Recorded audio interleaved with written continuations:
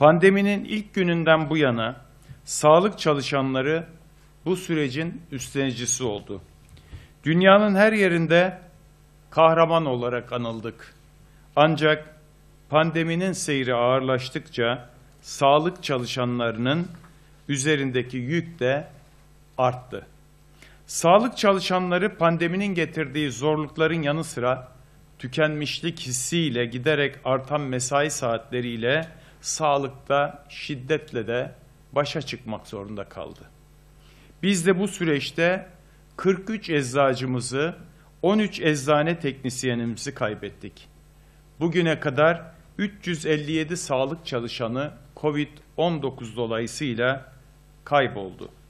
Hepsini bir kez daha saygıyla, minnetle ve şükranla anıyoruz. Ailelerine ve yakınlarına sabır diliyoruz. Anıları önünde saygıyla eğiliyoruz. 2020 sağlığı en çok konuştuğumuz bir yıl oldu. Ancak sağlık alanında kat etmemiz gereken epey bir yol olduğunu da ifade etmek gerekiyor. Sağlığın pek çok parametresini konuştuk geçtiğimiz yıl. 2020'ye ait verileri paylaşırsak eğer, sadece Aralık ayında sağlık birimlerinde 24 şiddet olayı yaşandı. Ki bu yalnızca kamuoyuna yansıyan miktar. Aylık periyotta ise 117 sağlıkta şiddet olayı vuku bulmuş durumda.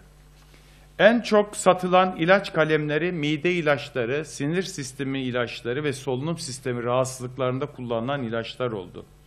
2019 yılında ise en çok ağrı kesiciler, gastrointestinal kanal ve metabolizma rahatsızlıklarında kullanılan ilaçlar olmuştu. Kişilerin hekime başvuru oranı 9,5'tan 9,8'e yükselmiştir. Ülkemizde 100.000 kişiye 210 hekim düşmekteyken OECD ortalaması 352'dir. 2020 ilk 9 ayda 256 milyon 680 bin reçete eczacılarımız tarafından karşılanmıştır. 2019 yılında bu sayı 293 milyon 238 bin idi. OECD'de kişi başı ilaç harcaması 585 dolar iken ülkemizde 79 dolar olarak gerçekleşmiştir. 2019 yılında kişi başı toplam sağlık harcaması OECD ortalaması 4223 dolar iken Türkiye aynı dönemde 1339 dolar harcama yapmıştır. Kamu cari sağlık harcamalarının gayri safi yurt içi hasılaya oranı OECD ülkelerinde %6,5 iken Türkiye'de 3,2 olarak gerçekleşmiştir. Vatandaş her 5 kalemden birini cebinden ödemektedir. Her 3 kişiden biri Türkiye'de obez, her 6 kişiden biri diyabet hastası, her 3 yetişkinden birisi de tütün kullanmaktadır. Elbette iyi şeyler de oluyor. Bunları da paylaşmak isteriz. Doğumda beklenen yaşam süresi 2002'de 72,5 iken 2018'de 78,6'ya çıktı. Anne ve bebek ölüm hızları azaldı. 2002 yılında 31,5 iken 2019 yılında 6,7 şeklinde kaydedildi. 2011 yılında 2019 yılında antibiyotik bulunan reçetelerde %32'lik bir düşüş sağlandı. Tabii ki eczacılar bunda önemli rol oynadı. 2020 yılı ilk 8 ay verilerine baktığımızda kutu bazında İmal ilaç oranımız %87,3'e ulaşmıştır. Bu önemli bir gelişmedir. Firmalarımızın toplam kapasite kullanım oranı ise %26 oranında artmıştır. Bu yerli ilaç sanayinin gelişimi açısından önemli bir parametredir.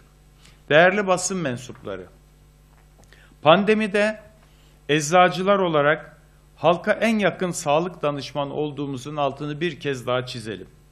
Birinci basamak sağlık çalışanları olarak eczacılarımız ülkemizin her yerinde 7/24 kesintisiz hizmet vermektedir ve bu pandemi mücadelesinde de önemli hizmetler vermeye devam etmektedir.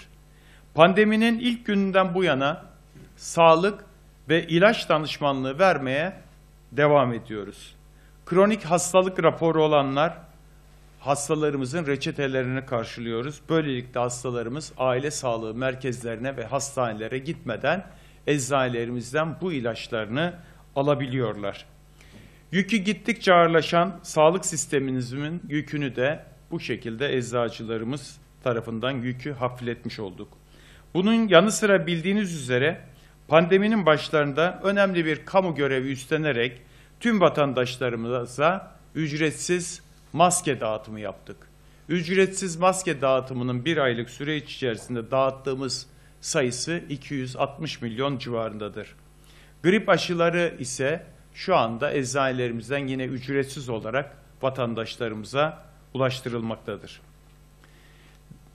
Sevgili basın mensupları, Covid-19 hayatımıza girdiği andan itibaren tüm dünya bir laboratuvardan gelecek müjdeyi bekledi. Güvenli, etkili, yaygın aşılama pandemiyi kontrol altına almak adına büyük bir gelişmeydi ve bu umudumuz nitekim farklı ülkelerden, farklı firmalardan gelen aşı müjdeleriyle yeşermeye başladı. Dünyada pek çok ülkede aşı çalışmaları başladı. Ülkemizde de ilk parti aşılar sağlık çalışanlarından başlayarak uygulandı. Bunun yanı sıra farklı ülkelerde görüşmelerin sürdüğü yerli aşıda çalışmaların devam ettiğini biliyoruz. Bilim insanları ülkemizde en az 55-60 milyona yakın insanın aşılanması ile salgının kontrol altına alınabileceğini ifade ediyorlar. Toplum bağışıklığına giden yolu kısaltmak üzere stratejik önlemlerin bir an evvel alınmasını hayati derecede önem arz etmektedir.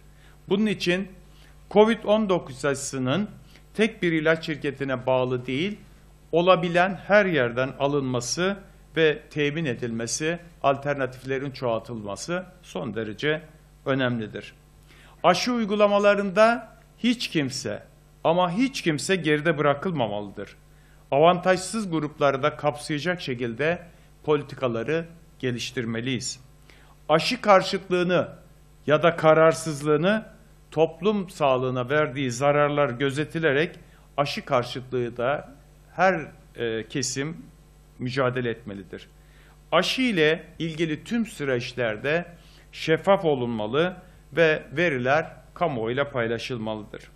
Aşılamada sağlık çalışanları birbirinden ayrılmamalı, tüm sağlık çalışanları aşılanmalıdır. Ve elbette her şeyden önemlisi aşı olabildiğince yaygın ve ücretsiz bir şekilde uygulanmalıdır. Bu salgının önüne geçmek açısından önemli bir parametredir. Sevgili basın mensupları, sağlık çalışanları pandeminin ilk günlerinden bu yana Covid-19 ile karşı karşıya gelen riskli gruptadır. Sağlık çalışanlarının toplumun diğer kesimlerine göre 4-5 kat daha fazla, bizim ülkemizde ise 10 kattan daha fazla Covid'e yakalandığı riski çok nettir. Uluslararası Çalışma Örgütü ILO ve birçok uluslararası örgüt Covid-19'un meslek hastalığı olarak kabul edilmesi yönünde açıklama yapmıştır. Dünya Sağlık Örgütü tarafından da henüz salgının başlangıcında bu yönde değerlendirmeler yapılmış, sağlık çalışanlarının korunmasına yönelik önlemlerin alınması için ülkelere uyarılarda bulunulmuştur. İtalya, Almanya, Belçika, Kanada, Amerika Birleşik Devletleri, Güney Afrika, Malezya dahil 130'a yakın ülke tarafından Covid-19 sağlık çalışanları için meslek hastalığı olarak kabul edilmiştir. Ülkemizde ise meslek hastalığı olarak kabul edilmesi illiyet bağıyla mümkün olmaktadır. Bu imkansız bir varsayımdır.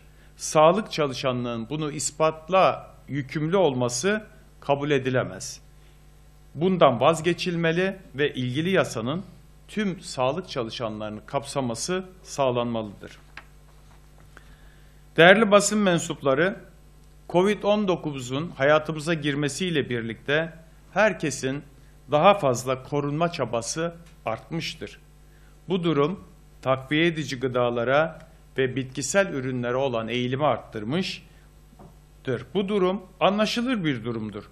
Ancak ülkemizde merdiven altı üretimi ve bu alanı fırsata çevirmek isteyen kişileri de beraberinde getirmiştir. Türk Eczacılar Birliği olarak halk sağlığı ile oynayanları her zaman net bir tavır sergiledik ve karşılarında durduk. İlaçlar ve ilaç kategorisinde değerlendirilmesi gereken ürünler, üretim, saklama koşulları, dağıtım, imha gibi sağlık profesyonellerinin gözetiminde yapılmalıdır. Bu ürünlerin yeri eczanelerdir. Bu ürünlerle ilgili söz söyleyecek kişiler hekimlerdir, eczacılardır. Sağlığa ilişkin ürünlerde eczacıyı ve hekimi devre dışı bırakmak halk sağlığına önemli bir olumsuzluktur. Birkaç örnekle bu durumu özetlemek istersek ki bu örnekler çoğaltılabilir. Isırgan otu antikanserojen etkili 2 flavonoid yani antioksidan içerir. Kanser hastalarındaki kemoterapi ilaçlarıyla beraber kullanılması doğru değildir. Çünkü bu ilaçların etkinliğini azaltır. Hipertansiyonu olan bir kişi ses kısıklığına ya da öksürüğe iyi geldiği için sürekli ve günde 2,5 gramın üzerinde meyan kökü, çayı ve balı tüketmemelidir.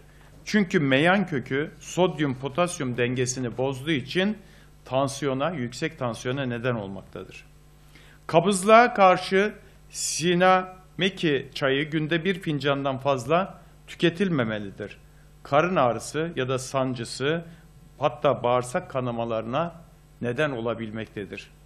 Halk arasında doğanın antidepresanı diye bilinen sarı kantaron yağının depresyona karşı rahatlatıcı, sakinleştirici etkilerinden dolayı kullanılması sırasında bazı ilaçlarla etkileşiminin olacağı unutulmamalıdır.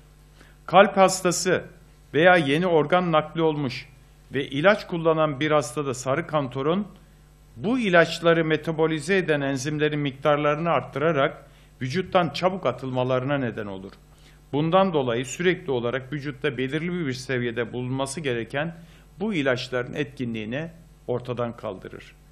Ve nakledilen organın reddi veya kalp krizi riskinin ortaya çıktığı görülebilir. Bunlar piyasada bulunan gıda takviyeleri ya da bitkisel ürünler denilen ürünler ile ilaçların etkileşmelerinden birkaçı. Bunları çoğaltmak, onlarca, yüzlerce sayıya ulaşmak olumsuzluk anlamında mümkün.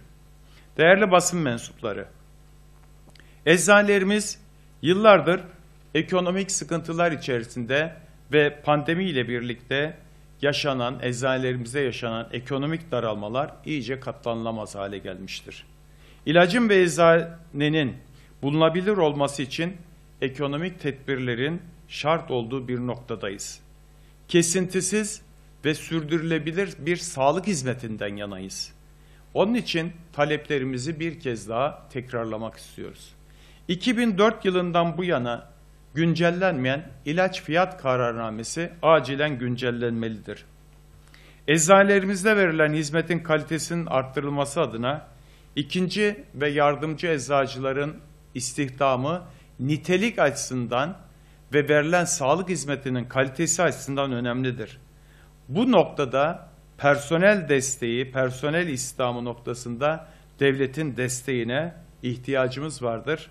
Bu da nitelik ve kalite açısından önemlidir.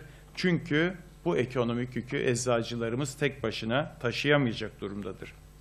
Eczane dışına çıkarılan ürünler eczanelere derhal geri döndürülmeli ve ilacın uzmanı olan eczacıların danışmanlığında halka sunulmalıdır. Aksi takdirde halk sağlığı sorunu kaçınılmaz bir hale gelir.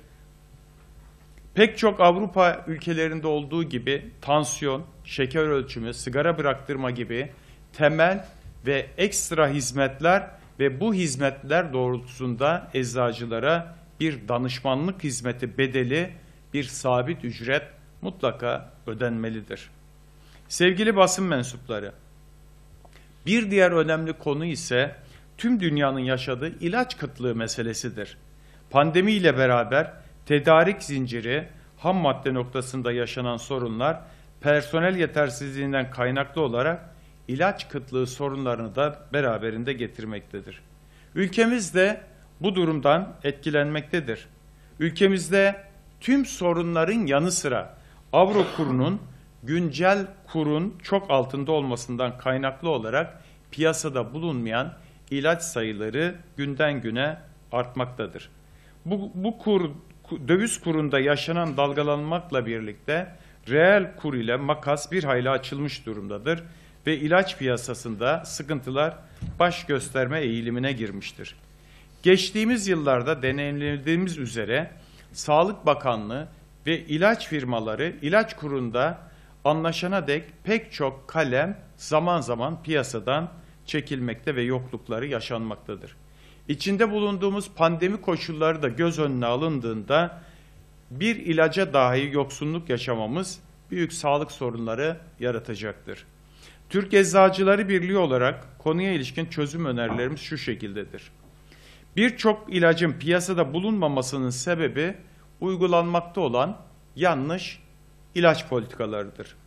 Bu sorunun çözülebilmesi için ilacın ekonomisine ilişkin gerçeklere uygun, akılcı, reel fiyatlandırma yapılmalı ve ilaçta avro kuru güncel hale getirilmelidir. Yaşanan sıkıntının ana sebeplerinden birisi kur ayarlamasının yılda bir kez yapılıyor olmasıdır. Bu sebeple ilaç fiyatlandırmanın yılda bir defa değil, avro kuruna bağlı olarak 4 ayda bir ya da 6 ayda bir yapılması, yani yılda 2 ya da 3 kez yapılması sorunu bir hayli çözecek diye düşünüyoruz.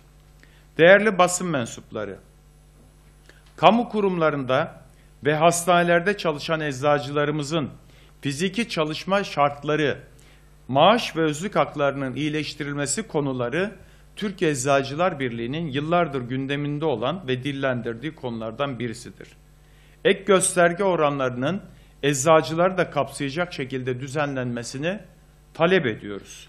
Bunun yanı sıra kamuda çalışan meslektaşlarımız açısından kurumlar arası maaş farklarının giderilmesi ve sözleşmeli olarak çalışan meslektaşlarımızın kadroya alınması çözüm bekleyen sorunlarımız arasındadır.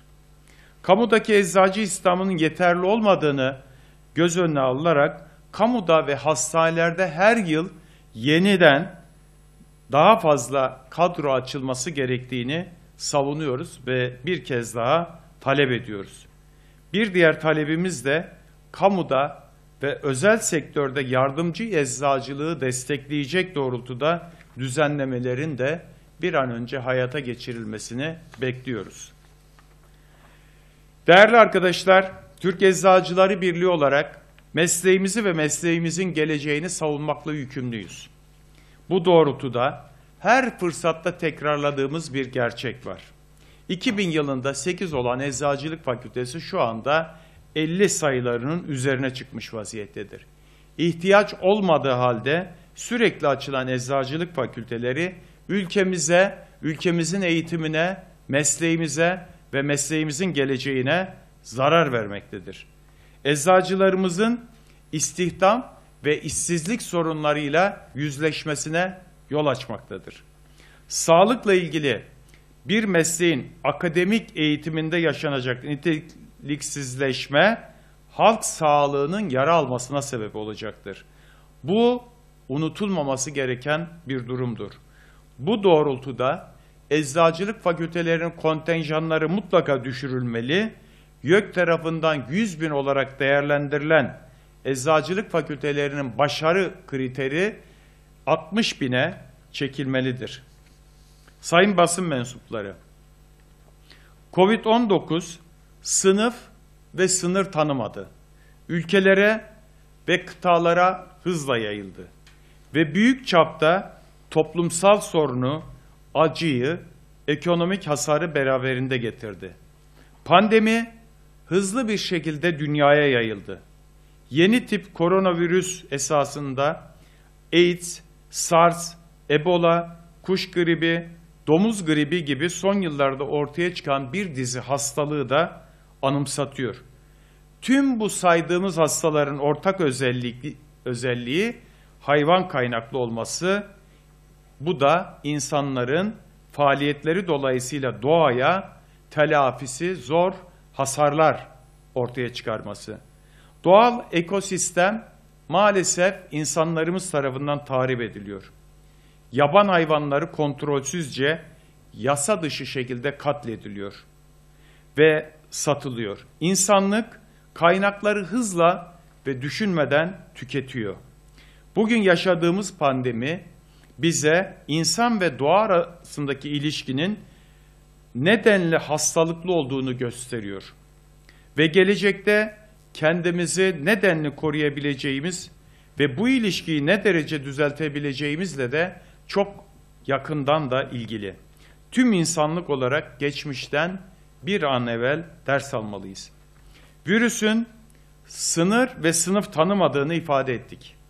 Ancak ne yazık ki sağlık sistemlerine, ilaca, aşıya erişimde de sınırlar çok katı bir şekilde varlığını koruyor. Nitekim Dünya Sağlık Örgütü Başkanı geçtiğimiz günlerde yaptığı açıklamada